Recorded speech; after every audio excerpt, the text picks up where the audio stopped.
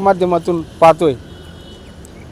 15 ते 20 वर्ष झाले चाकणमध्ये पत्रकारिता करत असताना अनेक स्थित्यंतरं अनुभवली, अनेक बदल घडले आणि चाकण म्हणजे उद्योगनगरी, महाराष्ट्राच्या औद्योगिक क्षेत्रात अतिशय वेगाने विकसित होणारे शहर. या शहरासाठी बाहेरून कंपन्यांमध्ये काम करण्यासाठी लोक येतात. प्रत्यक्षात चाकण शहरामध्ये एकही कंपनी नाही, परंतु जवळच असणाऱ्या औद्योगिक क्षेत्रातील कामगार मोठ्या प्रमाणावर चाकण येथे राहत असल्यामुळं, निवास करत असल्यामुळं चाकण शहराला त्यांचा सर्व ताण हा सहन करावा लागतो. त्यातून अनेक प्रश्न निर्माण होतात. जसे वाहतुकीचा एक जटिल प्रश्न आहे. ट्रॅफिक जाम हा चाकणला लागलेला शाप आहे. त्यानंतर मोठ्या प्रमाणात लोकसंख्या वाढल्यामुळे कचरा व्यवस्थापन, पूर्वी चाकणला ग्रामपंचायत होती, ग्रामपंचायतीनंतर ग्रामपंचायतीचं रूपांतर नगरपरिषदमध्ये झालं. नगरपरिषदेचं रूपांतर काही काळातच नगरपालिका किंवा महानगरपालिकेमध्ये होईल. म्हणजे या ठिकाणी असणारे प्रश्न हे अतिशय जटिल आणि गुंतागुंतीचे होत चालले असून सामान्य माणसाला वाहतुकीचा तर प्रश्न मोठा गंभीर आहे. रस्त्यावर चालताना अतिशय जीव मुठीत धरून चालावं लागतं. 10-10, 15-15 मिनिटाच्या अंतरासाठी अर्धा ते पाऊण तास वेटिंग करावं लागतं. हे सर्व सांगण्याचं कारण एवढंच आहे की याला जबाबदार कोण आणि हे प्रश्न सुटणार कसे. लोकप्रतिनिधींनी करावं अशी सामान्य माणसाची अपेक्षा असते. साहजिकच आहे. खासदार, आमदार, नगरसेवक, नगराध्यक्ष आपण ज्यांना निवडून देतो त्यांच्याकडून आपली माफक अपेक्षा असते की बाबा रस्त्यावरती लाईट असावी, रस्ते छान असावेत.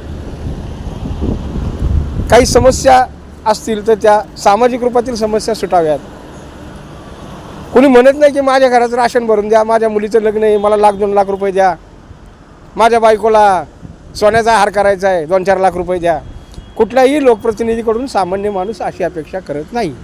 हां, आता निवडणुकीच्या वेळेस काही अपेक्षा या नेत्यांकडूनच वाढवल्या गेलेल्या आहेत. त्यामुळं मतदार हा विकाऊ झाला आणि 5 वर्षांनी कुठेतरी 1000-2000 रुपये मिळतात म्हणून माणूस त्या प्रलोभनाकडे वळला. ही चूक त्या नेत्यांचीच आहे. म्हणजे नेत्यांनी लावलेली ही एक सवय आहे आणि मग त्या उद्देशानं नेता काय करतो, 5 वर्ष निवडून गेल्यानंतर आमदार झाला, खासदार झाला, लोकप्रतिनिधी झाला, गावचा सरपंच झाला, तर त्याची जबाबदारी तो जाणत नाही, पाळत नाही. पण त्याला वाटतं काय 5-50 लाख रुपये दिले का मी निवडून येते. म्हणजे समाजाचा विचार, समाजहित हे कुठंतरी पाठीमागं पडत चालले.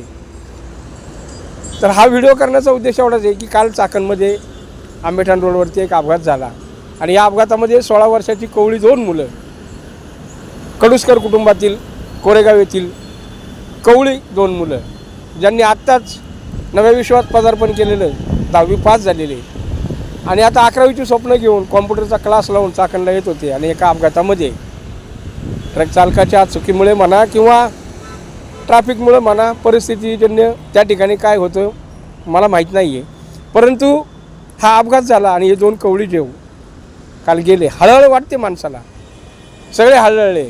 परंतु यावर उपाय काय की बाबा इथून पुढं असा जीव जाऊ नये, ट्रॅफिकमध्ये अडकून कुठं अपघात होऊ नये. आज ही दुसऱ्यावर परिस्थिती, आपल्याला दुसऱ्याचं महत्त्व कळत नाही, पण ही परिस्थिती आपल्याही घरात येऊ शकते. आपल्या घरातील कुणीतरी माणूस रस्त्यावर रोज जात असतो, मग ते आपली महिला पत्नी असेल, आई असेल, मुलगी असेल, भाऊ असेल, मुलगा असेल, वडील असतील. म्हणजे जोपर्यंत स्वतःच्या घरावरती कुठलं संकट येत नाही, स्वतःवरती कुठलं अशा अपघाताची वेळ येत नाही, तोपर्यंत त्याचं महत्त्व कळत नाही. तर या व्हिडिओच्या माध्यमातून मी आपल्याला एकच सांगू इच्छितो की या चाकणला कुठेतरी शिस्त लागली पाहिजे, कुठेतरी वाहतुकीचं नियोजन झालं पाहिजे. अपघात कसे होणार नाहीत किंवा अपघातातून कसे जीव जाणार नाहीत हे पाहिलं पाहिजे. ॲम्ब्युलन्स आज चौकाचौकात दिसतात, प्रत्येक दवाखान्याच्या पुढे ॲम्ब्युलन्स दिसते. हे ॲम्ब्युलन्स काय करतात? रस्त्यावर अपघात झाला की त्या माणसाला उचलायचं, दवाखान्यात नेऊन ठेवायचं. दवाखान्याची मोठी मोठी बिलं होतात, डॉक्टर 2-5 लाखाचं बिल करतो. दुर्दैवानं जर त्या माणसाचं निधन झालं, ती व्यक्ती गेली, तर ते प्रेतसुद्धा नेण्याची कॅपॅसिटी, ताकद त्या कुटुंबात नसते. 2-4 लाख रुपये बिल झालं तर तो माणूस काय करणार? हातबल असतो. 10-15 हजारात MIDCमध्ये काम करणारे कामगार वर्ग या ठिकाणी आहे, जो महाराष्ट्रातून किंवा परप्रांतातून या ठिकाणी आलेला आहे. त्यांची अवस्था अतिशय केविलवाणी होते. तर कुठेतरी हे अपघाताचं सत्र थांबावं. रस्ते जे खराब झालेले आहेत ते दुरुस्त व्हावेत.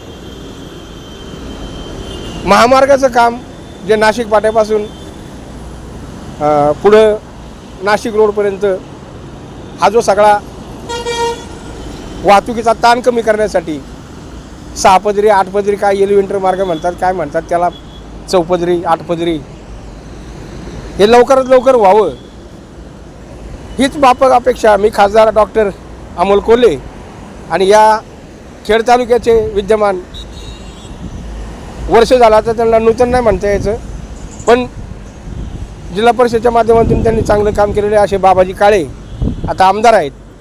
थोडंसं यांनी लक्ष घालून या ठिकाणी चाकणच्या समस्या, कचरा असेल, वाहतूक असेल, अन्य समस्या याकडे लक्ष द्यावं हीच माझी नम्र विनंती. जय हिंद, जय भारत. माध्यमातून पाहतोय 15 ते 20 वर्ष झालं चाकणमध्ये पत्रकारिता करत असताना अनेक स्थित्यंतरं अनुभवली, अनेक बदल घडले आणि चाकण म्हणजे उद्योगनगरी, महाराष्ट्राच्या औद्योगिक क्षेत्रात अतिशय वेगाने विकसित होणारे शहर. या शहरासाठी बाहेरून कंपन्यांमध्ये काम करण्यासाठी लोक येतात. प्रत्यक्षात चाकण शहरामध्ये एकही कंपनी नाही, परंतु जवळच असणाऱ्या औद्योगिक क्षेत्रातील कामगार मोठ्या प्रमाणावर चाकण येथे राहत असल्यामुळं, निवास करत असल्यामुळं चाकण शहराला त्यांचा सर्व ताण हा सहन करावा लागतो. त्यातून अनेक प्रश्न निर्माण होतात. जसे वाहतुकीचा एक जटिल प्रश्न आहे, ट्रॅफिक जाम हा चाकणला लागलेला शाप आहे. त्यानंतर मोठ्या प्रमाणात लोकसंख्या वाढल्यामुळे कचरा व्यवस्थापन, पूर्वी चाकणला ग्रामपंचायत होती, ग्रामपंचायतीनंतर ग्रामपंचायतीचं रूपांतर नगर परिषदेमध्ये झालं, नगर परिषदेचं रूपांतर काही काळातच नगरपालिका किंवा महानगरपालिकेमध्ये होईल. म्हणजे या ठिकाणी असणारे प्रश्न हे अतिशय जटिल आणि गुंतागुंतीचे होत चालले असून सामान्य माणसाला वाहतुकीचा तर प्रश्न मोठा गंभीर आहे. रस्त्यावर चालताना अतिशय जीव मुठीत धरून चालावं लागतं. 10-10, 15-15 मिनिटाच्या अंतरासाठी अर्धा ते पाऊण तास वेटिंग करावं लागतं. हे सर्व सांगण्याचं कारण एवढंच आहे की याला जबाबदार कोण आणि हे प्रश्न सुटणार कसे. लोकप्रतिनिधींनी करावं अशी सामान्य माणसाची अपेक्षा असते. साहजिकच आहे, खासदार, आमदार, नगरसेवक, नगराध्यक्ष आपण ज्यांना निवडून देतो त्यांच्याकडून आपली माफक अपेक्षा असते की बाबा रस्त्यावरती लाईट असावी, रस्ते छान असावेत, काही समस्या असतील तर त्या सामाजिक रूपातील समस्या सुटाव्यात. कोणी म्हणत नाही की माझ्या घराचं राशन भरून द्या, माझ्या मुलीचं लग्न आहे, मला 1-2 लाख रुपये द्या, माझ्या बायकोला सोन्याचा हार करायचा आहे, 2-4 लाख रुपये द्या. कुठल्याही लोकप्रतिनिधीकडून सामान्य माणूस अशी अपेक्षा करत नाही. हां, आता निवडणुकीच्या वेळेस काही अपेक्षा या नेत्यांकडूनच वाढवल्या गेलेल्या आहेत. त्यामुळं मतदार हा विकाऊ झाला आणि 5 वर्षांनी कुठंतरी 1000-2000 रुपये मिळतात म्हणून माणूस त्या प्रलोभनाकडे वळला. ही चूक त्या नेत्यांचीच आहे. म्हणजे नेत्यांनी लावलेली ही एक सवय आहे आणि मग त्या उद्देशानं नेता काय करतो, 5 वर्ष निवडून गेल्यानंतर आमदार झाला, खासदार झाला, लोकप्रतिनिधी झाला, गावचा सरपंच झाला, तर त्याची जबाबदारी तो जाणत नाही, पाळत नाही. पण त्याला वाटतं काय 5-50 लाख रुपये दिले का मी निवडून येते. म्हणजे समाजाचा विचार, समाजहित हे कुठंतरी पाठीमागं पडत चालले. तर हा व्हिडिओ करण्याचा उद्देश एवढाच आहे की काल चाकणमध्ये आंबेठाण रोडवरती एक अपघात झाला आणि या अपघातामध्ये 16 वर्षाची कवळी 2 मुलं, कडुसकर कुटुंबातील कोरेगाव येथील कवळी 2 मुलं, ज्यांनी आत्ताच नव्या विश्वात पदार्पण केलेलं, 10वी पास झालेले आणि आता 11वीची स्वप्न घेऊन कॉम्प्युटरचा क्लास लावून चाकणला येत होते आणि एका अपघातामध्ये ट्रक चालकाच्या चुकीमुळे म्हणा किंवा ट्रॅफिकमुळे म्हणा, परिस्थितीजन्य त्या ठिकाणी काय होतं मला माहीत नाही आहे, परंतु हा अपघात झाला आणि हे 2 कवळी जेव काल गेले. हळहळ वाटते माणसाला, सगळे हळहळले, परंतु यावर उपाय काय की बाबा इथून पुढं असा जीव जाऊ नये, ट्रॅफिकमध्ये अडकून पुढे अपघात होऊ नये. आज ही दुसऱ्यावर परिस्थिती, आपल्याला दुसऱ्याचं महत्त्व कळत नाही, पण ही परिस्थिती आपल्याही घरात येऊ शकते. आपल्या घरातील कुणीतरी माणूस रस्त्यावर रोज जात असतो, मग ते आपली महिला पत्नी असेल, आई असेल, मुलगी असेल, भाऊ असेल, मुलगा असेल, वडील असतील, म्हणजे जोपर्यंत स्वतःच्या घरावरती कुठलं संकट येत नाही, स्वतःवरती कुठलं अशा अपघाताची वेळ येत नाही, तोपर्यंत त्याचं महत्त्व कळत नाही. तर या व्हिडिओच्या माध्यमातून मी आपल्याला एकच सांगू इच्छितो की या चाकणला कुठेतरी शिस्त लागली पाहिजे, कुठेतरी वाहतुकीचं नियोजन झालं पाहिजे, अपघात कसे होणार नाहीत किंवा अपघातातून कसे जीव जाणार नाहीत हे पाहिलं पाहिजे. ॲम्ब्युलन्स आज चौकाचौकात दिसतात, प्रत्येक दवाखान्याच्या पुढे ॲम्ब्युलन्स दिसते. हे ॲम्ब्युलन्स काय करतात? रस्त्यावर अपघात झाला की त्या माणसाला उचलायचं, दवाखान्यात नेऊन ठेवायचं, दवाखान्याची मोठी मोठी बिलं होतात, डॉक्टर 2-5 लाखाचं बिल करतो. दुर्दैवानं जर त्या माणसाचं निधन झालं, ती व्यक्ती गेली, तर ते प्रेतसुद्धा नेण्याची कॅपॅसिटी, ताकद त्या कुटुंबात नसते. 2-4 लाख रुपये बिल झालं तर तो माणूस काय करणार? हातबल असतात. 10-15 हजाराच्या एमआयडीसीमध्ये काम करणारे कामगार वर्ग या ठिकाणी आहे, जो महाराष्ट्रातून किंवा परप्रांतातून या ठिकाणी आलेला आहे. त्यांची अवस्था अतिशय केविलवाणी होते. तर कुठेतरी हे अपघाताचं सत्र थांबावं. रस्ते जे खराब झालेले आहेत ते दुरुस्त व्हावेत.